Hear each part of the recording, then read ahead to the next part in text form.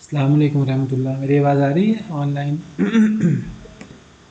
وعلیکم السلام ورحمۃ اللہ. الحمد للہ رب العالمین والصلاة والسلام علی اشرف الانبیاء والمرسلین، اما بعد فاعوذ باللہ من الشیطان الرجیم من ہمزہ ونفخہ ونفثہ. بسم اللہ الرحمن الرحیم. رب اشرح لی صدری ویسر لی امری واحلل عقدۃ من لسانی یفقہوا قولی. اللهم انفعنا بما علمتنا وعلمنا ما ينفعنا وزدنا علما. فبشر عباد الذين يستمعون القول فيتبعون أحسنه أولئك الذين هداهم الله وأولئك هم أولو الألباب. أعوذ بالله من الشيطان الرجيم. بسم الله الرحمن الرحيم.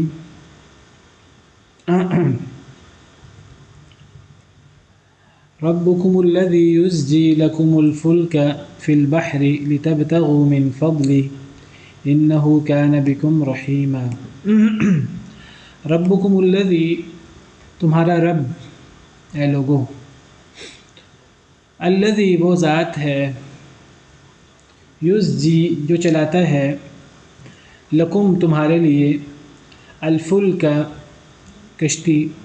کشتیاں، فی البحر سمندر میں، لتبتغوا تاکہ تم تلاش کرو، من فضلہ اس کا فضل، انہ کان بے شک وہ یعنی اللہ تعالیٰ تمہارا رب، کان ہے بکم ساتھ تمہارے، رحیمہ بہت رحم کرنے والا، سبحانہ و تعالی. اللہ تعالیٰ اپنی شان بیان فرما رہے ہیں، اپنی عظمت بیان فرما رہے ہیں، اللہ کے انسان پر جو احسانات ہیں اللہ ان کا تذکرہ فرما رہے ہیں. قرآن کریم کا ایک بڑا موضوع اللہ رب العالمین کی عظمت، اللہ رب العالمین کی شان ہے. اللہ تعالیٰ اپنی عظمت اپنی شان کیوں بیان کرتے ہیں قرآن کریم میں؟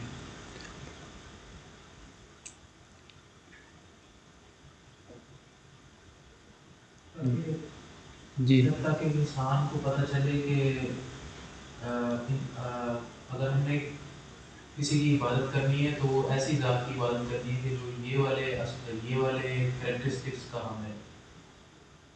صحیح ہے. عبادت کے علاوہ کسی کی نہیں کرنی چاہیے. یہ بھی ایک میرے ذہن میں آیا. یعنی اللہ اپنی شان اس لیے بیان کرتے ہیں کہ اللہ یہ بتاتے ہیں دیکھو یہ شان کسی اور شخصیت کی ہو سکتی ہے، اگر کسی اور شخصیت کی ہو سکتی ہے تو پھر اس کے بارے میں یہ کویسچن پیدا ہو سکتا ہے کہ اس کو معبود مانا جائے کہ نہ مانا جائے. اگر یہ کریکٹرسٹکس اور یہ خاصیات کسی اور کی نہیں ہے، یہ شان کسی اور کی نہیں ہے، اللہ وحدہ لا شریک ہے، تو یہ توحید کی سب سے بڑی دلیل ہے. کیونکہ ہم اللہ کی عبادت کرتے ہیں اللہ کے رب ہونے کی وجہ سے، خالق مالک رازق ہونے کی وجہ سے، اللہ کی نعمتوں کی وجہ سے اور اللہ تعالیٰ کی کامل صفات کی وجہ سے. اللہ نے ہمیں پیدا کیا، اللہ نے ہمیں ساری نعمتیں دی، ہر قسم کا انعام اللہ نے ہم پر کیا. تو اب ہمیں اللہ کا شکریہ ادا کرنا ہے، ہمیں اللہ کی عبادت کرنی ہے، اللہ سے دعا کرنی ہے، ہر چیز اللہ سے مانگنی ہے، نفع نقصان کا مالک اللہ کو سمجھنا ہے، اللہ کے لیے نظر و نیاز دینی ہے. تو ہم اگر اللہ کے ساتھ اللہ کی مخلوق کی ہی ذات میں غلو کر کے ان میں خدائی صفات پیدا کر دیں گے تو اس پر سب سے بڑا اعتراض قرآن پڑھ کے جو اللہ تعالیٰ کی طرف سے وارد ہوتا ہے، جو اللہ نے ہمیں سکھایا کہ دیکھو وہ خالق ہے کہ مخلوق ہے. جی یہاں سے مسئلہ واضح ہو جاتا ہے. دیکھو کہ وہ نفع نقصان کے مالک ہیں کہ نہیں. دیکھو کیا جو اللہ رب العالمین کی شان ہے، جو اللہ رب العالمین کی صفات ہیں، جو اللہ رب العالمین کی قدرت ہے، کیا اس قدرت میں کوئی اللہ کا برابر ہے، کوئی اللہ کا شریک ہے؟ نہیں ہے. کوئی دور دور تک اللہ کا مقابلہ نہیں کر سکتا. اللہ خالق کائنات ہے، خالق ارض و سماء ہے، بادشاہوں کا بادشاہ ہے، باقی سب مخلوق ہیں. مخلوق کی بات آ گئی، اب وہ مخلوق اس کے پاس دنیا کے کوئی دنیاوی مال و دولت آ جائے، کوئی دنیاوی اقتدار آ جائے، بہت محدود قسم کا، دنیا کے ایک علاقے کا ایک جگہ کا اس کے پاس مال و دولت اقتدار ہے، وہ سرکش بن جاتا ہے، وہ جابر بن جاتا ہے، وہ اپنے آپ کو بہت کچھ سمجھنا شروع کر دیتا ہے، فرعون، نمرود، دیگر لوگ. اگر کسی کے پاس کوئی دنیاوی مقام مرتبہ، کوئی دینی مقام مرتبہ اللہ نے کسی کو دے دیا، جس کو اللہ دینی مقام و مرتبہ دیتے ہیں تو وہ لوگ تو نبی ولی، وہ لوگ تو ہمیشہ لوگوں کو اللہ سے جوڑتے ہیں، ان میں سے کبھی کسی نے یہ کہا ہی نہیں کہ میں تمہارا رب ہوں، میں عبادت کے لائق ہوں۔ اللہ نے قرآن میں سورہ آل عمران میں فرمایا۔ حضرت عیسیٰ کے حوالے سے سورہ آل عمران میں عیسائی آئے تھے نجران کے، تو اللہ نے عیسائیوں سے کیا بات چیت کرنی ہے، ان سے مناظرہ کیسے کرنا ہے، ان کو دعوت کیسے دینی ہے، تو وہ اللہ نے دلائل ذکر کی۔ تو حضرت عیسیٰ کے حوالے سے بہت بڑا عیسائیوں کا مسئلہ ہے، وہ حضرت عیسیٰ کو اللہ یا اللہ کا بیٹا کہتے ہیں۔ تو اللہ نے فرمایا وَمَا كَانَ لِبَشَرٍ أَن يُؤْتِيَهُ اللَّهُ الْكِتَابَ وَالْحُكْمَ وَالنُّبُوَّةَ، کوئی ایسا بشر ہو ہی نہیں سکتا جسے اللہ نے کتاب دی ہو، حکمت دی ہو، نبوت دی ہو، ثم یقول للناس، پھر وہ لوگوں سے کہے کونوا عبادا لی من دون اللہ، اللہ کو چھوڑ کر میرے بندے بن جاؤ۔ جسے اللہ نے کتاب، حکمت اور نبوت دی ہو، نبی رسول، کوئی ایسا نبی رسول ہو ہی نہیں سکتا جس نے کبھی لوگوں کو اللہ سے جوڑنے کی بجائے اپنے سے جوڑے۔ ہر نبی رسول وہ لوگوں کو اللہ سے جوڑتا ہے، وہ داعی ہوتا ہے، وَدَاعِيًا إِلَى اللَّهِ قُلْ هَٰذِهِ سَبِيلِي أَدْعُو إِلَى اللَّهِ۔ نبی صلی اللہ علیہ وسلم کی صفات میں سے یا ایھا النبی انا ارسلناک شاہدا ومبشرا ونذیرا وداعیا الی اللہ، اللہ کی طرف دعوت دینے والے۔ قل هذه سبیلی ادعو الی اللہ، کہہ دیجیے یہ میرا رستہ ہے، میں لوگوں کو اللہ کی طرف بلاتا ہوں۔ انا ومن اتبعنی، میں بھی اور جو میری پیروی کرے، جو نبی صلی اللہ علیہ وسلم کے نقش قدم پر چلتے ہوئے وہ عالم بنے، دین کا داعی بنے، تو وہ بھی یہی کام کرے، وہ بھی لوگوں کو اللہ کی طرف بلائے۔ یہ اتنی بنیادی چیز ہے۔ ہمارے بہت سے لوگ کیا کرتے ہیں، وہ لوگوں کو اپنے مسلک کی طرف بلاتے ہیں، اپنے مدرسے کی طرف بلاتے ہیں، جی ہمارا تعلق فلاں مدرسے سے ہے، ہمارا تعلق فلاں مسلک سے ہے، ہمارا تعلق فلاں امام سے۔ بھئی اللہ کی طرف دعوت تو نہ ہوئی، ہمارا تعلق فلاں شہر سے ہے، ہمارا تعلق فلاں شخصیت سے۔ بھئی شخصیات تو دین نہیں ہوتی، دین تو اللہ رسول ہوتا ہے۔ اللہ کی طرف دعوت دیجیے۔ رسول کی بات اس لیے آتی ہے کیونکہ رسول کبھی اپنی بات کرتے ہی نہیں، رسول کے علاوہ باقی ہر شخص جو ہے اس کی بات غلط ہو سکتی ہے، وہ معصوم نہیں ہے۔ دین کے معاملات میں رسول جو بات کہے، رسول معصوم ہوتا ہے۔ تو اللہ کی طرف دعوت دی جائے، اللہ رسول کی طرف بلایا جائے، قرآن حدیث کی طرف بلایا جائے۔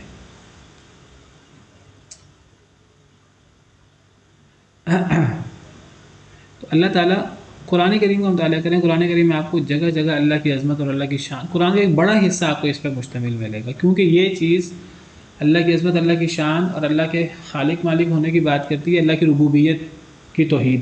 پھر اللہ کی توحید، جو ربوبیت کی توحید ہے، اس سے الوہیت کی توحید ثابت ہوتی ہے، کہ کئی دفعہ اس موضوع پر تفصیل سے بات ہو چکی ہے۔ جب رب، خالق، مالک، رازق، ساری نعمتیں دینے والا اللہ ہے اور اکیلا ہے، اس میں مشرک بھی اس کو مانتے ہیں، تو پھر جب مخلوق بندہ جب ریٹرن کرتا ہے اللہ کو، اس کا جواب شکریہ کے طور پر، عبادت کے طور پر اللہ سے دعا مانگتا ہے، اللہ کے لیے نظر و نیاز دیتا ہے، ذبح کرتا ہے اللہ کے لیے، اس قسم کی چیزیں، توکل، تو پھر وہ بھی اللہ وحدہ لا شریک کے لیے ہونا چاہیے۔ یہ توحید الوہیت ہے۔ تو ایک تو جب اللہ کی عظمت اور شان بیان ہوتی ہے تو اس سے توحید ثابت ہوتی ہے، توحید ربوبیت اور توحید الوہیت۔ نمبر 2 کہ ایک مخلوق کے لیے سب سے اہمیت والی چیز کیا ہونی چاہیے، مخلوق کو پتہ ہے یا نہیں، اللہ بتاتے ہیں۔ مخلوق کے لیے سب سے اہمیت والی چیز کہ وہ اپنے خالق کے بارے میں معلومات حاصل کرے، اس کو اپنے خالق کی عظمت اور شان کا پتہ لگے۔ تو قرآن کریم بھرا پڑا ہے اللہ کی عظمت اور اللہ کی شان سے، کیونکہ یہ مخلوق کی سب سے بڑی ضرورت ہے۔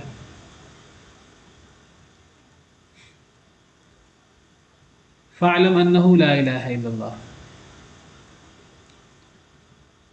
ہمیں صرف توحید نہیں سیکھنی، ہمیں لا الہ الا اللہ جو کلمہ توحید ہے، کلمہ توحید کو بھی سمجھنا ہے۔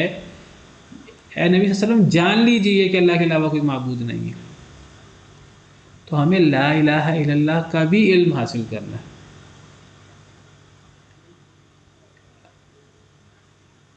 اللہ کی عظمت، اللہ کی شان ایک مخلوق کی سب سے بڑی ضرورت ہے کہ وہ خالق کے بارے میں جانیں، خالق کی عظمت، خالق کی شان۔ ہم تو اتنے ناقص ہیں کہ اگر ہم اللہ کی نشانیوں سے اللہ کو پہچاننا چاہیں تو ہم اللہ کی نشانیوں سے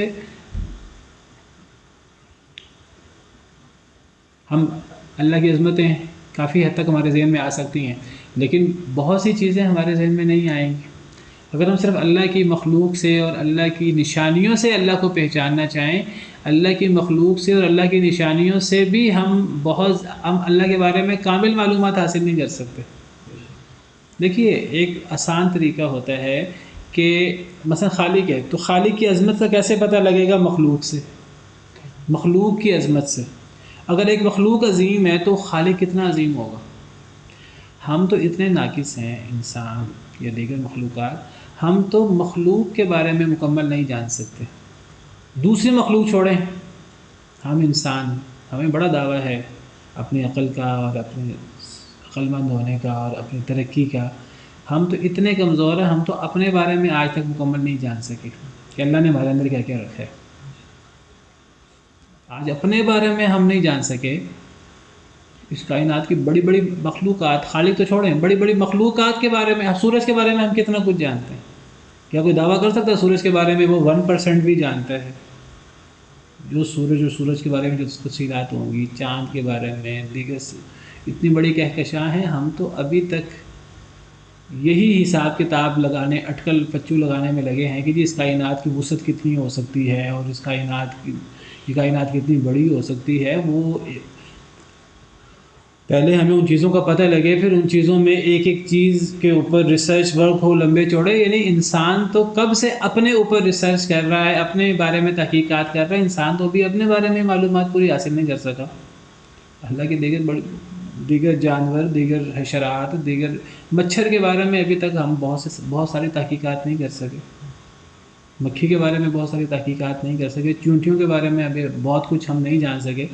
تو یعنی ہم تو اتنے کمزور ہیں کہ ہم اللہ کی مخلوق کے بارے میں بہت تھوڑی باتیں جانتے ہیں، اپنے بارے میں بہت تھوڑی باتیں جانتے ہیں۔ تو ہم اللہ کی دیگر مخلوق کے بارے میں، تو اللہ کی مخلوق کا ہی ہے جب ہمیں پوری طرح پتہ نہیں، اور اس کی پوری عظمت اور اس کے اندر کتنی گہرائی ہے ہمیں یہی نہیں پتہ، تو خالق کی پوری معرفت ہمیں کیسے حاصل ہو سکتی ہے؟ خود بخود نہیں ہو سکتی۔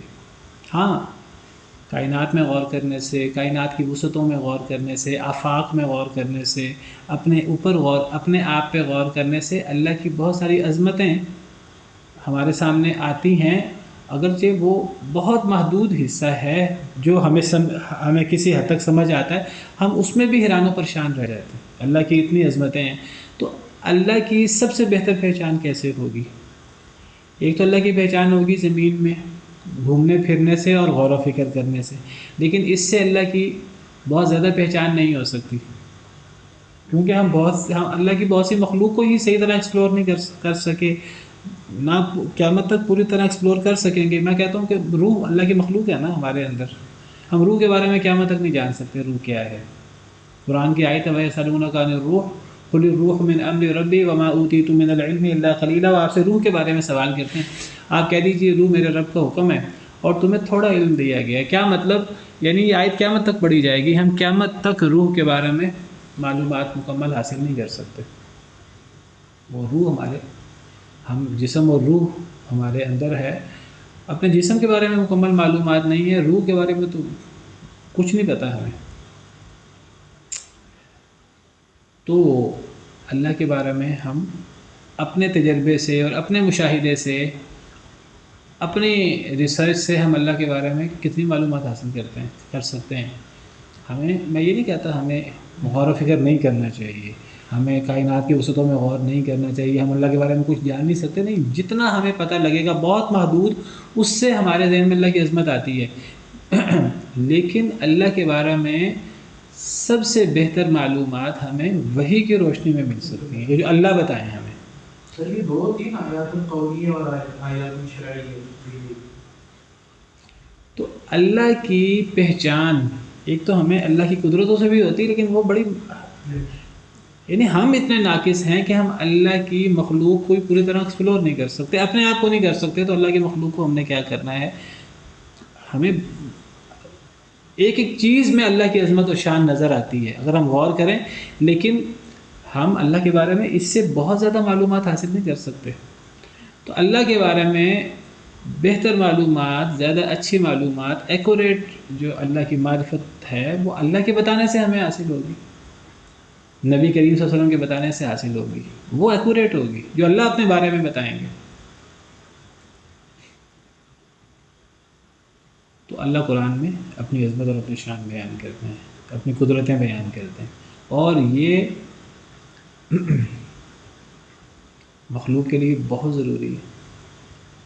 مخلوق کے لیے اس سے بڑی چیز کیا ہو سکتی ہے کہ اپنے خالق کے بارے میں پہچانے۔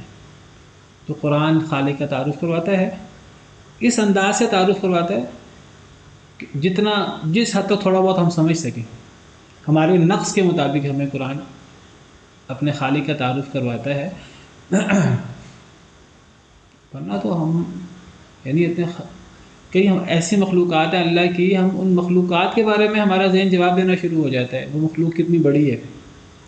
تو خالق کی عظمت اور خالق کی شان کے بارے میں ہم سوچنا شروع کریں، ہمارا ذہن جواب دینا شروع کر دے گا۔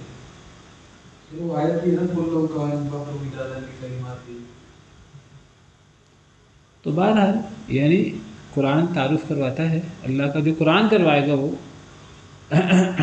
صحیح ہوگا بالکل۔ الرحمن علم القرآن خلق الانسان علمہ البیان الشمس والقمر بحسبان والنجم والشجر يسجدان والسماء رفعها ووضع الميزان ألا تطغوا في الميزان وأقيموا الوزن بالقسط ولا تخسروا الميزان والأرض وضعها للأنام فيها فاكهة والنخل ذات الأكمام والحب ذو العصف والريحان فبأي آلاء ربكما تكذبان خلق الإنسان۔ یہ پوری اللہ کی معرفت اور اللہ کی عظمت، اللہ کی شان، اور قرآن کریم کا بہت بڑا حصہ اللہ کی عظمت اور اللہ کی شان پر مشتمل ہے، اور یہ ہمارے لیے بہت ضروری ہے، بہت فائدہ مند ہے۔ اللہ کی عظمت، اللہ کی ہیبت ہمارے سامنے آئے گی تو ہمارے دل میں اللہ کا ڈر پیدا ہوگا، اور اللہ کا ڈر ایک مسلمان کے لیے سب سے قیمتی چیز ہے۔ اگر یہ کہا جائے کہ ایمان اللہ پر وہ اصل میں اللہ سے ڈر کا نام ہے تو یہ بات مبالغہ نہیں ہوگی۔ اللہ کا ڈر،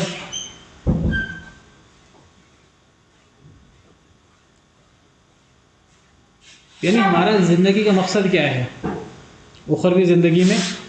اللہ کی نعمتوں کا حصول، جنت کا حصول۔ جنت کی بنیاد کیا ہے؟ جنت ہمیں کیسے ملے گی؟ جو اللہ سے جتنا ڈرتا ہے وہ اتنا اللہ کی جنتوں کا حقدار بنتا ہے۔ وَلِمَنْ خَافَ مَقَامَ رَبِّهِ جنتان، سورہ رحمان میں۔ جو اللہ سے ڈرے، اللہ کے سامنے کھڑا ہونے سے، اس کے لیے 2 باغ ہیں۔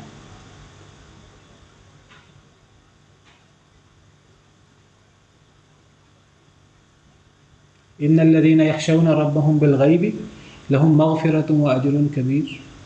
جو اپنے رب سے ڈرتے ہیں بن دیکھے، ان کے لیے مغفرت بھی ہے اور بہت بڑا اجر بھی ہے۔ ایمان اور تقوی آپ سمجھیے یہ لازم و ملزوم ہے۔ کسی جگہ پر اللہ مومنین کو متقین کہہ کر تعارف کرواتے ہیں۔ سورہ بقرہ کے شروع میں اللہ نے 3 گروہوں کا تعارف کروایا ہے۔ کون 3 گروہ ہیں سورہ بقرہ کے شروع میں؟ ایمان والے، کفار اور منافق۔ ایمان والوں کو وہاں اللہ نے کیا کہا ہے سورہ بقرہ کے شروع میں؟ الف لام میم ذالک الکتاب لا ریب فیہ ھدی للمتقین۔ متقین، ایمان یہ نہیں فرمایا ھدی للمؤمنین، متقین فرمایا، حالانکہ مراد یہاں ایمان والے، ایمان والوں کو متقی کہہ کر بلایا ہے۔ قرآن میں جگہ جگہ ایمان اور تقوی کا ذکر اکٹھا ہے۔ وَلَوْ أَنَّ أَهْلَ الْقُرَىٰ آمَنُوا وَاتَّقَوْا، اگر بستیوں والے ایمان لے آئیں اور ڈر جائیں۔ وَلَوْ أَنَّ أَهْلَ الْكِتَابِ آمَنُوا وَاتَّقَوْا، اگر اہل کتاب ایمان لے آتے، ڈر جاتے۔ ایمان اور تقوی۔ تِلْكَ الْجَنَّةُ الَّتِي نُورِثُ مِنْ عِبَادِنَا مَنْ كَانَ تَقِيًّا، جنت کا وارث ہم کس کو بناتے ہیں سورہ مریم میں؟ جو متقی ہوتا ہے۔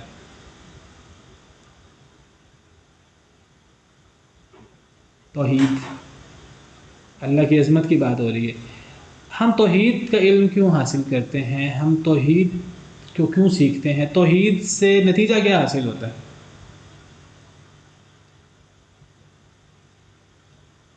توحید سے بڑی کیا چیز ہو سکتی ہے؟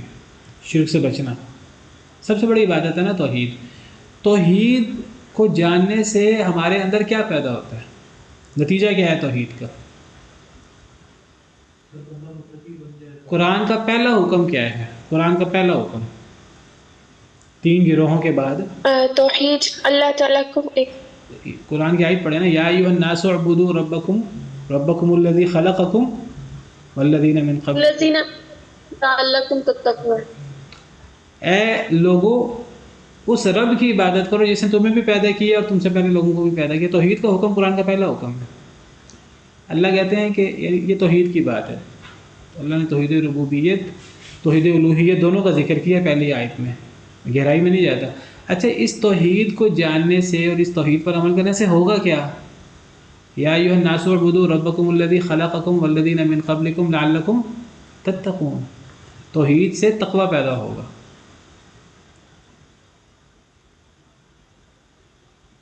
سب سے بڑا عالم کون ہوتا ہے؟ سب سے بڑا عالم وہ ہوتا ہے جو سب سے زیادہ اللہ سے ڈرتا ہے۔ انما یخشی اللہ من عبادہ العلماء، نبی اللہ سے سب سے زیادہ ڈرتے تھے۔ توحید کا مقصد تقوی، توحید جو سب سے بڑی عبادت ہے، شرک سے بچنے کا مقصد تقوی۔ نماز انسان کیوں پڑھتا ہے؟ اللہ کی یاد اور اللہ سے ڈر کے لیے۔ جو بندہ نماز پڑھتا ہے، صحیح نماز پڑھتا ہے، گناہوں سے بچ جاتا ہے، کیونکہ اس کے دل میں اللہ کی عظمت پیدا ہوتی ہے۔ روزے کا مقصد تقوی، یا ایھا الذین آمنوا کتب علیکم الصیام کما کتب علی الذین من قبلکم لعلکم تتقون، اے ایمان والو تم پر روزے فرض کیے گئے جیسا تم سے پہلے لوگوں پر فرض کیے گئے تھے، کیوں؟ تاکہ تم پرہیزگار بن جاؤ، تاکہ تم ڈر جاؤ اللہ تعالیٰ سے۔ قربانی، رمضان، بڑی عید، اس کا مقصد خون بہانا جانوروں کا۔ اللہ کہتے ہیں اللہ کو نہ خون پہنچتا ہے نہ اللہ کو گوشت پہنچتا ہے، اللہ کو کیا پہنچتا ہے؟ ہمارا تقوی۔ لن ینال اللہ لحومها ولا دماؤها ولکن ینالہ التقوی منکم۔ آپ قرآن کریم کا مطالعہ کریں، آپ کو ہر جگہ تقوی ہی نظر آئے گا، اللہ کا ڈر۔ اور اللہ کا ڈر نہیں ہے تو دعوے بہت ہوں تو بہرحال یہ چیز ایمان کی منافی ہے۔ سر یہ صرف اس کا مطلب ڈر ہی ہوگا یا اللہ سے محبت بھی ایک چیز ہوتی ہے نا سر؟ وہ اس موضوع پر کئی دفعہ بات ہو چکی ہے۔ ایک اللہ کا ڈر ہوتا ہے اور ایک دشمن کا یا خوفناک چیز کا، درندے کا ڈر ہوتا ہے، حسیب کا۔ تو اللہ کے ڈر اور اس ڈر میں کیا فرق ہے؟ اصل میں اللہ کا ڈر ہے جو اللہ کی عظمت کے نتیجے میں، اللہ کی پہچان کے نتیجے میں پیدا ہوتا ہے۔ اللہ کو جاننے سے جتنا اللہ کے بارے میں معلومات حاصل ہوں ہمیں، اتنا اللہ کا ڈر پیدا ہوتا ہے۔ یہ ڈر جس کو آپ ہیبت کہہ لیں، اللہ کی عظمت اور اس کی ہیبت، یہ ڈر ایسا نہیں ہے جو ہمیں اللہ سے دور کرے۔ اللہ قرآن میں فرماتے ہیں، قرآن کی صفت بیان کرتے ہوئے اللہ فرماتے ہیں اللہ نزل احسن الحدیث کتابا متشابہا، اللہ نے بہترین بات نازل کی، قرآن یعنی کتابا متشابہا، وہ ایک کتاب ہے جو کہ ملتی جلتی، متشابہ کتاب ہے، اس کی آیتیں ملتی جلتی ہیں، ایک جیسے موضوعات بار بار بیان ہوئے ہیں، ایک بات پھیر پھیر کر بیان ہوئی ہے۔ تقشعر منہ جلود الذین یخشون ربہم، اس قرآن کو پڑھ کر کیا ہوتا ہے؟ ان لوگوں کے چمڑے کانپ جاتے ہیں جو اپنے رب سے ڈرتے ہیں۔ قرآن پڑھنے سے ڈر پیدا ہونا چاہیے دل میں، اگر ڈر پیدا نہیں ہوتا تو گویا کہ قرآن پڑھنے سے فائدہ نہیں ہو رہا۔ اللہ کہتے ہیں مومن کون ہے؟ انما المؤمنون الذین اذا ذکر اللہ وجلت قلوبهم، مومن وہ ہوتا ہے جب اللہ کا ذکر کیا جائے تو دل ڈر جائیں۔ وَإِذَا تُلِيَتْ عَلَيْهِمْ آيَاتُهُ زَادَتْهُمْ إِيمَانًا، جب قرآن کی آیتیں تلاوت کی جائیں تو ایمان بڑھ جائے، یہ مومن ہوتا ہے۔ تو اللہ یہاں فرماتے ہیں کہ اللہ نے کتاب نازل کی جو بہترین بات ہے، جو ایک متشابہ کتاب ہے ملتی جلتی، تقشعر منہ جلود الذین یخشون ربہم، تو اس کتاب کو پڑھ کر جو لوگ اپنے رب سے ڈرتے ہیں ان کے چمڑے کانپ جاتے ہیں۔ اللہ کے ڈر، اللہ کی عظمت کی وجہ سے ڈر۔ اچھا، یہ جو ڈر ہے کیا اللہ سے دور کرتا ہے؟ پھر یہ اللہ فرماتا ہے ثم تلین جلودہم وقلوبہم الی ذکر اللہ، پھر ان کے چمڑے اور ان کے دل اللہ کے ذکر کی طرف مائل ہو جاتے ہیں۔ یہ اللہ کا ڈر اللہ سے قریب کر دیتا ہے، اللہ سے جوڑ دیتا ہے۔ اور یہ جو آسیبی چیزیں، دشمن کی چیزیں اور درندے وغیرہ کا خوف، وہ ہمیں ان سے دور بھاگنے کا مجبور کرتا ہے۔ تو یہ اللہ کا ڈر، یہ اللہ سے قریب کرتا ہے۔ اللہ سے جوڑ دیتا ہے بالکل ایک انسان. تو یہ فائدہ ہے اللہ کی عظمت کو جاننے کا، اللہ کی عظمت کو پہچاننے کا. تو قرآن کریم اللہ کا تعارف کرواتا ہے بہت زیادہ. اگر یہ کہا جائے قرآن کریم میں اللہ نے کیا چیزیں بیان کی ہیں، تو اگر اس کا جواب یہ دیا جائے، دو چیزیں اللہ نے بیان کی قرآن میں. ایک تو اللہ نے اپنی عظمت اور اپنی شان بیان کی ہے، جو مخلوق کا سب سے بڑا زندگی کا مقصد ہونا چاہیے کہ اپنے خالق کے بارے میں پہچان حاصل کرے. نمبر دو، وہ دوسری چیز بھی وہ اللہ کی پہچان ہی ہے. ایک تو ہے اللہ کی عظمت، اللہ کی شان، اور دوسری چیز کیا ہے کہ اللہ کا ہم سے تقاضا کیا ہے، اللہ کا حکم کیا ہے، اللہ کے اوامر کیا ہیں، اللہ کے نواہی کیا ہیں. یہ بھی اللہ کی پہچان ہے. اللہ ہم سے چاہتے کیا ہیں.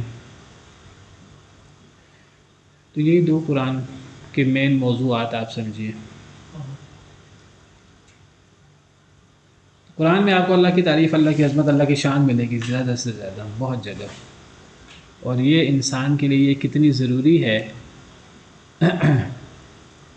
اس کے بغیر یعنی انسان وہ بالکل ناکام ہے اور بے مقصد زندگی گزارتا ہے اگر اللہ کی پہچان نہ ہو، اللہ کی عظمت اس کے ذہن میں نہ ہو. ربکم الذی یزجی، تو اللہ اپنی پہچان کرواتے ہیں. تمہارا رب وہ ہے جو چلاتا ہے تمہارے لیے الفلک، کشتیوں کو. فلک کا معنی کشتی کی کشتیاں. تو فلک کے بارے میں کہتے ہیں کہ یہ واحد بھی استعمال ہوتا ہے اور جمع بھی استعمال ہوتا ہے. تو یہ جمع ہے یہاں. تمہارا رب وہ ہے جو چلاتا ہے تمہارے لیے کشتیوں کو. کشتی سمندر کے اندر چلنا یہ اللہ کی بہت بڑی قدرت ہے. اگر اللہ نے سسٹم نہ بنایا ہو کشتی کو سمندر میں پانی میں چلنے کا، تو کشتی سمندر میں چل ہی نہ سکے، کشتی سمندر کے اوپر ٹھہر ہی نہ سکے. دیکھیں بڑے بڑے بحری جہاز ہوتے ہیں، ٹنوں وزنی، سینکڑوں سے ہزاروں ٹن وزنی، ان کے اندر صرف سامان ہی ہوتا ہے.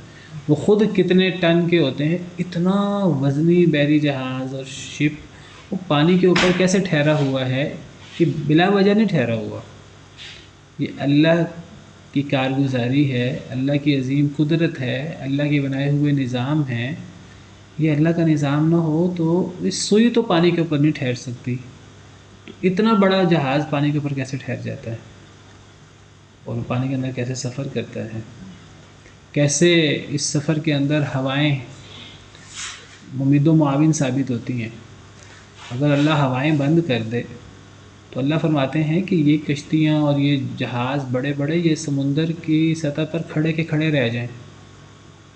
ہم یہ نہیں کہہ سکتے نہیں وہ تو پرانے دور کی بات ہو رہی ہے جب یہ انجن نہیں ہوتے تھے تب یہ ہوتا تھا. نہیں، آج بھی یہ جو ہوائیں چلتی ہیں، اگر سمندر کی ہوائیں یہ اس طرح نہ چلیں جس طرح چل رہی ہیں ایک لگے بندے نظام کے مطابق، یا یہ اس طرح چلنا شروع کر دیں وہ جس طرح طوفانی ہوائیں ہوتی ہیں، کون سا جہاز ہے اور کون سی کشتیاں ہیں جو سمندر میں سفر کر سکیں.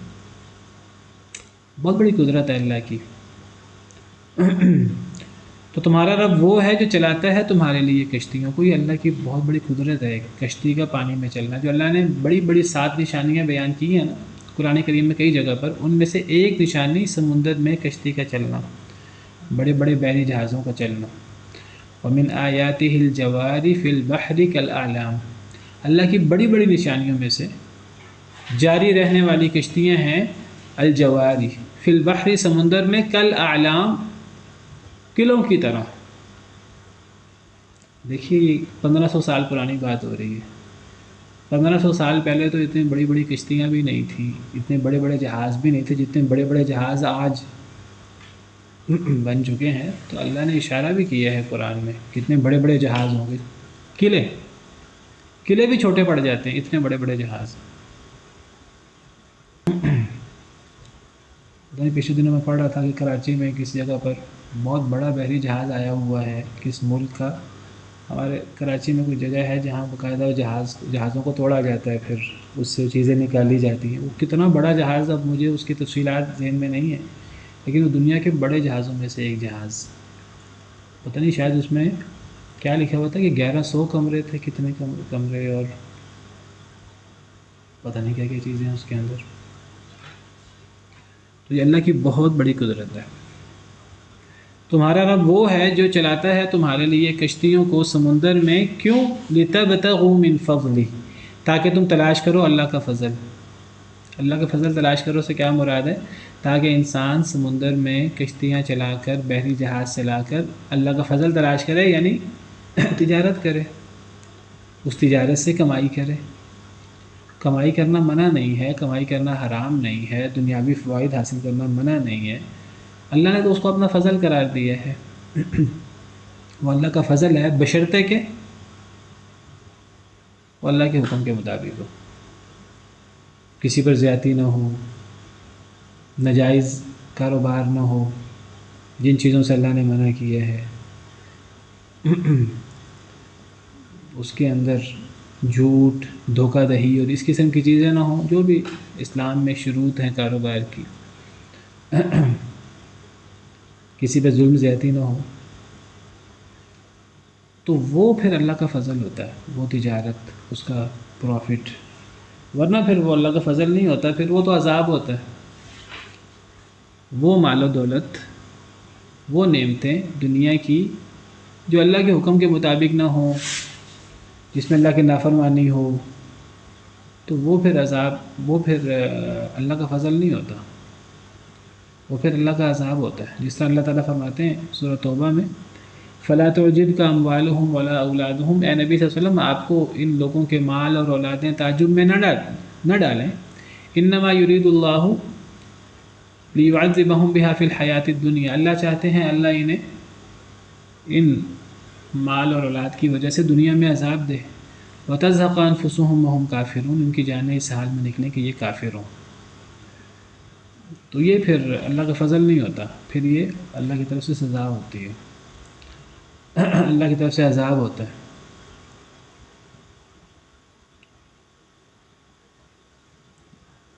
تو یہ مال اولاد اور یہ چیزیں اللہ کا فضل بن سکتی ہیں اگر یہ اللہ کے حکم کے مطابق ہو۔ تو تمہارا رب تمہارے لیے چلاتا ہے کشتیوں کو سمندر میں تاکہ تم اللہ کا فضل تلاش کرو۔ تجارت کا ایک بڑا ذریعہ ملک و قوم کی ترقی، دنیاوی طور پہ ترقی کرنی ہو، اس کا بڑا ذریعہ سمندر کے ذریعے ہوتا ہے، اگر اس ذریعے کو استعمال کیا جائے۔ اللہ نے رزق کا بڑا حصہ تجارت میں رکھا ہے، اور تجارت کا بڑا حصہ سمندر کے ذریعے، کشتی کے ذریعے ہوتا ہے۔ اور یہ صرف پچھلے دور میں نہیں تھا، پچھلے دور میں بھی اور آج بھی آپ بڑے بڑے ملک لے لیجئے جن کی بڑی بڑی معیشتیں ہیں، تو ان کی معیشت کی بنیاد سمندری تجارت ہوتی ہے۔ اور جن کے پاس جن ملکوں کے ساحلوں پر سمندر لگتے ہیں، جن کے پاس بندرگاہیں ہیں، وہ ملک کتنی ترقی کر سکتے ہیں، اور وہ جائز طریقے سے وہ کمائیں اللہ کے بتائے ہوئے طریقے کے مطابق، بہت زیادہ وہ فائدہ اٹھا سکتے ہیں۔ اِنَّهُ كَانَ بِكُمْ رَحِيمًا، بے شک وہ ہے تمہارے ساتھ بہت رحم کرنے والا۔ یہ اللہ کے رحم ہے، اللہ نے یہ بڑی بڑی نعمتیں دی ہیں، لیکن یہ نعمتیں زحمت بھی بن جاتی ہیں اگر اللہ کی نافرمانی کی جائے، اگر اللہ کے احکامات کا دھیان نہ رکھا جائے۔ وَإِذَا مَسَّكُمُ الضُّرُّ فِي الْبَحْرِ ضَلَّ مَن تَدْعُونَ إِلَّا إِيَّاهُ، اور جب چھوئے تمہیں دکھ تکلیف سمندر میں، ضَلَّ مَن تَدْعُونَ إِلَّا إِيَّاهُ، تو گم ہو جاتا ہے وہ جس کو تم پکارتے ہو سوائے اللہ کے۔ اب اللہ توحید کی طرف آگے، اللہ کہتے ہیں کہ مشرکین کی بات کر رہے ہیں کہ تم لوگوں نے اللہ کے ساتھ اور معبود بنا رکھے ہیں، لات منات عزا، مشرکین مکہ کی بات ہو رہی ہے۔ تم سمجھتے ہو کہ وہ تمہیں نفع نقصان دے دیتے ہیں، جو ان بتوں کے لیے نظر و نیاز نکالے، جو ان کے لیے بھیڑ چڑھائے جانوروں کی، تو وہ اس کو فائدہ دے سکتے ہیں، جو یہ کام نہ کرے تو وہ اس کو بیمار کر دیتے ہیں، نقصان کر دیتے ہیں، ٹانگ ٹوٹ جاتی ہے، یہ ہو جاتا ہے، وہ ہو جاتا ہے۔ ہمارے ہاں بھی اللہ معاف کرے اس قسم کی توہمات موجود ہیں۔ تو اللہ فرماتے ہیں کہ جنہیں تم اللہ کے علاوہ پکارتے ہو، اگر تمہیں سمندر میں دکھ پہنچے، سمندر میں اگر طوفان آ جائے، یہ جو کشتی اللہ کی بہت بڑی نعمت ہے، تو یہ کشتی اور جہاز کے اندر اگر تم سفر کر رہے ہو، یہ اگر کشتی اور جہاز سمندر کے اندر ہچکولے کھانا شروع کر دے، طوفان آ جائے، یہی سمندر جو بہت بڑی نعمت ہے اللہ کی، یہی کشتیاں جو اللہ کی بہت بڑی نعمت ہے، یہ کشتیاں ہواؤں کے ذریعے چلتی ہیں، وہ ہوائیں بڑی اچھی لگتی ہیں جب وہ صحیح چل رہی ہوں، جب وہ ہوائیں طوفان میں بدل جائیں، جب یہ سمندر جو اتنا ہموار ہوتا ہے، جب یہ پہاڑوں کی طرح کی لہریں جب آنا شروع ہو جاتی ہیں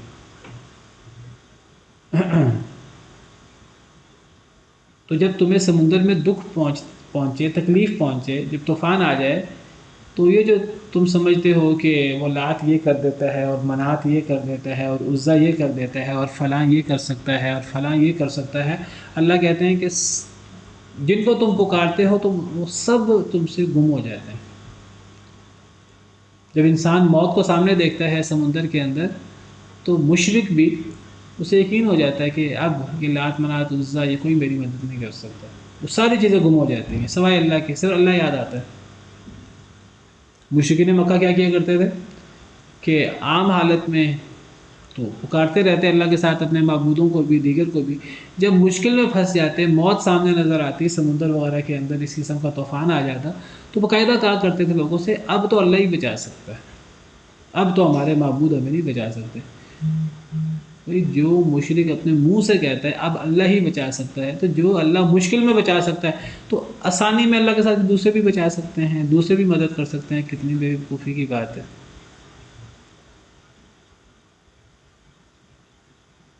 اللہ قرآن میں سوال کرتے ہیں قُلْ أَرَأَيْتَكُمْ إِنْ أَتَاكُمْ عَذَابُ اللَّهِ أَوْ أَتَتْكُمُ السَّاعَةُ أَغَيْرَ اللَّهِ تَدْعُونَ، سورہ نعام میں، اے اللہ کے نبی صلی اللہ علیہ وسلم ذرا ان سے سوال کیجئے، أَرَأَيْتَكُمْ تمہارا کیا خیال ہے، إِنْ أَتَاكُمْ عَذَابُ اللَّهِ اگر تمہارے پاس اللہ کا عذاب آ جائے، أَوْ أَتَتْكُمُ السَّاعَةُ یا قیامت آ جائے، أَغَيْرَ اللَّهِ تَدْعُونَ اللہ کے علاوہ کوئی اور ہے جسے تم پکارو گے، ان کنتم صادقین اگر تم سچے ہو اپنے دعوے میں کہ جی یہ بھی کچھ کر سکتے ہیں۔ مشرکین کہتے ہیں یہ بھی کچھ کر سکتے ہیں، اللہ فرماتے ہیں اگر یہ کچھ کر سکتے ہیں تو جب قیامت آ جائے یا اللہ کا عذاب آ جائے پھر یہ سب تمہیں بھول کیوں جاتے ہیں، پھر اللہ کے علاوہ کسی اور کو پکارتے ہو۔ سوال کیا پھر خود ہی اللہ نے جواب دیا بل ایاہ تدعون، بلکہ اس موقع پر تم اللہ ہی کو پکارتے ہو۔ فیکشف ما تدعون الیہ ان شاء، اگر اللہ چاہے تو اللہ تمہاری تکلیف بھی دور کر دیتا ہے، تم مشرکوں کی تکلیف بھی اللہ دور کر دیتا ہے جو اللہ کے علاوہ اوروں کو بھی پکارتے ہیں۔ اس مشکل موقع میں تمہیں صرف اللہ یاد رہتا ہے، تم اللہ کو پکارتے ہو، اللہ تمہاری تکلیف دور بھی کر دیتا ہے کئی مرتبہ تمہارے مشرک ہونے کے باوجود۔ وَتَنْسَوْنَ مَا تُشْرِكُونَ، اس وقت تمہیں اپنا سارا شرک بھول جاتا ہے۔ تو مشکل میں جب اللہ کام آتا ہے تو پھر آسانی میں اللہ کیوں کام نہیں آتا؟ بہت زبردست غور کا موضوع ہے جو اللہ نے یہاں دیا ہے۔ اور جب چھوتا ہے تمہیں دکھ تکلیف سمندر میں کوئی طوفان وغیرہ آ جائے تو گم ہو جاتا ہے تم سے جنہیں تم پکارتے ہو سوائے اس کے، اللہ کے سوا سب گم ہو جاتے ہیں۔ فلما نجاکم، پس جب وہ نجات دیتا ہے تمہیں الی البر، خشکی کی طرف، پس جب وہ نجات دیتا ہے تمہیں الی البر اعرضتم، خشکی کی طرف تو تم منہ موڑ لیتے۔ یعنی سمندر میں اگر طوفان آ جائے اور کشتی تباہ ہونے لگے، بحری جہاز تباہ ہونے لگے، تو اس وقت تو تم پھر صرف اللہ کو پکارتے ہو، سارے شریک تمہیں بھول جاتے ہیں۔ اچھا پھر تم اللہ کو پکارتے ہو، اللہ تمہارے شرک کے باوجود تمہاری پکار سن لیتا ہے، تمہیں اس طوفان سے نجات دے دیتا ہے۔ جب وہ نجات دیتا ہے تمہیں خشکی کی طرف، تو خشکی میں جا کر تم پھر اعراض شروع کر دیتے ہو، پھر تم اللہ کے ساتھ شریک بنانا شروع کر دیتے ہو۔ وہ کان الانسان کفورا، اور ہے انسان ناشکرا، کتنا ناشکرا ہے انسان کہ سمندر میں اللہ کو یاد کیا، جب اللہ نے تکلیف دور کر دی اور اللہ نے خشکی کی طرف بھیج دیا، وہ سمجھتا ہے اب خشکی میں کوئی مصیبت نہیں آئے گی، خشکی میں جا کر پھر گناہ شروع کر دیتا ہے، پھر غیر اللہ کو پکارنا شروع کر دیتا ہے۔ تو اللہ کہتے ہیں انسان کتنا ناشکرا ہے، نعمتیں ساری اللہ کی، جب انسان عبادت کرنے میں آتا ہے، پکارنے میں آتا ہے، اور نظر و نیاز وغیرہ ان چیزوں میں، ذبح وغیرہ کرنے میں، تو غیر اللہ کو بھی ساتھ شریک کرنا شروع کر دیتے ہیں۔ تو یہ کتنا بڑا ناشکر ہے، سب سے بڑی ناشکری شرک۔ افا امنتم ان یخسف بکم جانب البر، کیا تم امن میں آ گئے ہو، کیا تم بے خوف ہو گئے ہو، ان یخسف بکم جانب البر، کہ وہ تمہیں دھنسا دے خشکی کی سائڈ پہ، یعنی کیا اللہ صرف تمہیں سمندر میں ہی تمہیں اللہ طوفان بھیج سکتا ہے، سمندر میں ہی کشتی ڈوب سکتی ہے، کیا خشکی میں کوئی موت وغیرہ کی کوئی تکلیف کی صورت نہیں آ سکتی؟ کیا خشکی کا خدا کوئی اور ہے؟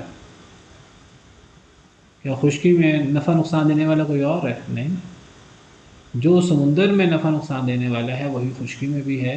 اگر وہ اللہ تمہیں سمندر کے اندر طوفانوں سے تمہیں کر دے، مڑ بھیر تمہاری ہو جائے، تم وہاں اللہ کو تم پکارتے ہو، صرف اللہ کو پکارتے ہو، کیا چیز بھول جاتے، جب اللہ تمہیں خشکی کی طرف لے آئے تو تم اعراض کرنا، پھر اللہ سے اعراض شروع کر دیتے ہو۔ انسان کتنا ناشکرا ہے۔ اللہ کہتے ہیں کہ ذرا مجھے یہ بتاؤ کہ خشکی میں اللہ تمہیں دھنسا نہیں سکتا؟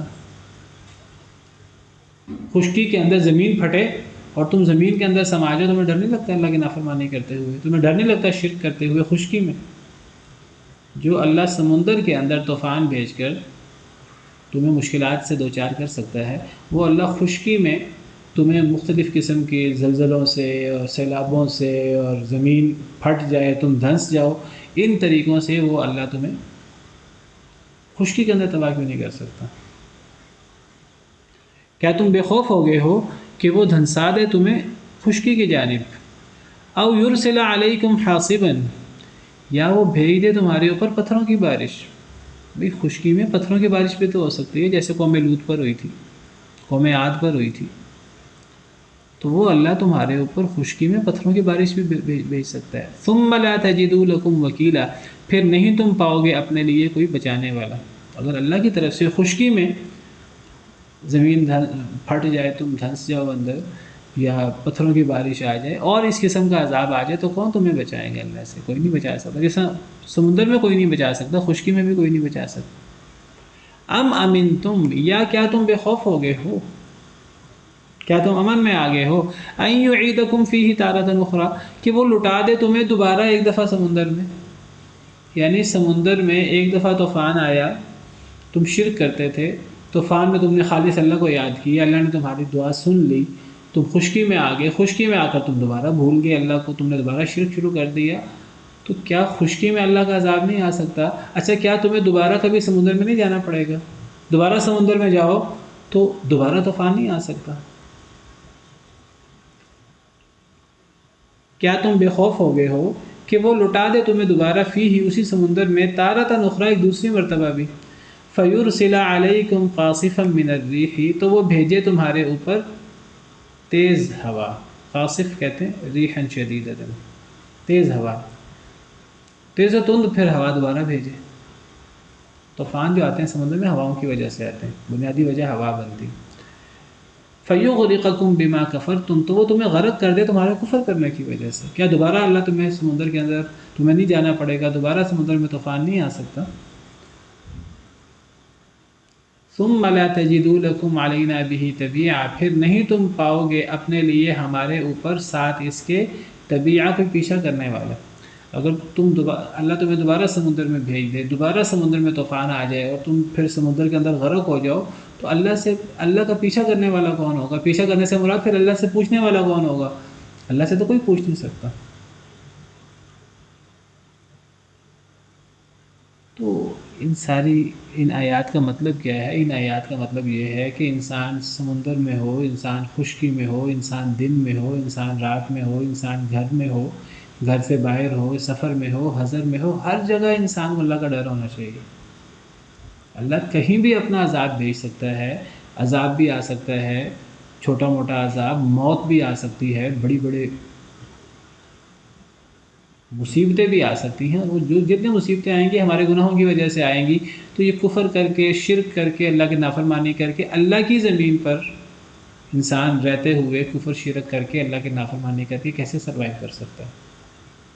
انسان جاگ رہا ہے تب اللہ کا عذاب آ سکتا ہے، انسان سو رہا ہے تو سوتے سوتے اللہ کا عذاب آ سکتا ہے۔ ولو ان اللہ فرماتے ہیں کہ افامن اہل القری ان یاتیہم بأسنا بیاتا وہم نائمون، کیا بستیوں والے بے خوف ہو گئے ہیں کہ رات سو رہے ہوں، سوتے سوتے اللہ کا عذاب آ جائے؟ افامن اہل القری ان یاتیہم بأسنا ضحی وہم یلعبون، کیا بستیوں والے بے خوف ہو گئے ہیں کہ وہ کھیل رہے ہوں، کھیلتے کھیلتے اللہ کا عذاب آ جائے؟ کھیل سے مراد ہمارے دنیا کے کاروبار بھی ہو سکتے ہیں جو ہمیں دین سے غافل کر دیتے ہیں، اور کھیل سے مراد ہماری تفریح اور ہمارے کھیل کود بھی ہو سکتے ہیں۔ افامنوا مکر اللہ، کیا یہ لوگ اللہ کی تدبیر سے بے خوف ہو گئے ہیں؟ فلا یأمن مکر اللہ الا القوم الخاسرون، اللہ کی تدبیر سے، اللہ کی پکڑ سے بے خوف تو صرف نقصان اٹھانے والے ہوتے ہیں۔ تو کبھی بھی اللہ کی پکڑ سے بے خوف نہیں ہونا چاہیے۔ ایک انسان گناہ کر کے، اللہ کی سرزمین پہ گناہ کر کے، اللہ کے آسمان کے نیچے گناہ کر کے، اللہ کی ہواؤں میں چل کے، اور ساری چیزیں تو اللہ کی ہیں، یہ سانس کی ڈوری اللہ کے حکم سے چل رہی ہے، ہر چیز ہمارے جسم کے اللہ کے حکم سے کام کر رہی ہے۔ اللہ کسی چیز کو حکم دے وہ چیز کام کرنا بند کر دے، دل کا مسئلہ بن جائے، اللہ نہ کرے، کینسر کا مسئلہ بن جائے، اللہ نہ کرے کوئی اور مسئلہ بن جائے، 10,000 قسم کی چیزیں ہیں، جو مصیبتیں ہیں جو ہم پر آ سکتی ہیں، تو انسان ان سب چیزوں کے باوجود اللہ کی نافرمانی کیسے کرتا ہے، اور بڑے بڑے بلنڈر کیسے کرتا ہے، کفر، شرک، اور اللہ کو چیلنج اور اللہ کے ساتھ جنگ کیسے کرتا ہے انسان۔ اصل میں اللہ دیکھیں یہ اللہ کا ڈراوا ہے، اور یہ ہمارے لیے بہت فائدہ مند ہے، بہت غور کرنے کی چیز ہے۔ اگر ہم اس سے فائدہ نہیں اٹھائیں گے تو جب اللہ کا عذاب آ جائے گا، عذاب آنے کے بعد پھر تو توبہ کی توفیق نہیں ملنے والی۔ فرعون پر اللہ کا عذاب آیا، وہ دعائیاں دیتا رہا، توبہ کرتا رہا، کیا فائدہ؟ جب موت آ جائے تو پھر تو مرتے وقت تو ہر بندہ مسلمان ہو جاتا ہے، آپ سمجھیے، ہر بندہ توبہ کرتا ہے۔ فلما رأوا بأسنا قالوا آمنا، اللہ کہتے ہیں جب کسی قوم پر ہمارا عذاب آئے ہر قوم ایمان لے آتی ہے، آمنا کہتی ہے، لیکن اس وقت کوئی فائدہ نہیں ہے۔ قبر میں ہر بندہ توبہ کرتا ہے، کوئی فائدہ نہیں توبہ کرنے کا۔ قیامت کے دن ہر بندہ دعائیاں دے گا، توبہ کرے گا، قسمیں کھا کھا کر ایک دفعہ دوبارہ لٹا دیا جائے، کوئی فائدہ نہیں ہوگا۔ سارا فائدہ دنیا کے اندر اپنی اصلاح کرنے کا ہے۔ تو یہ ڈرائیور کی باتیں یہ ہمارے لیے بہت فائدہ مند ہے، بہت غور طلب ہے۔ ہم ان کو مد نظر رکھتے ہوئے اللہ کے نافرمانی کرنے سے بچیں، اور اللہ کا ڈر ہمارے اندر پیدا ہو، اور یہ پیدا ہوگا اللہ کی عظمت کو پہچاننے سے، قرآن پڑھنے سے، آخرت کو یاد کرنے سے، موت کو یاد کرنے سے۔ سبحان ربک رب العزت عما یصفون وسلام علی المرسلین والحمد للہ رب العالمین۔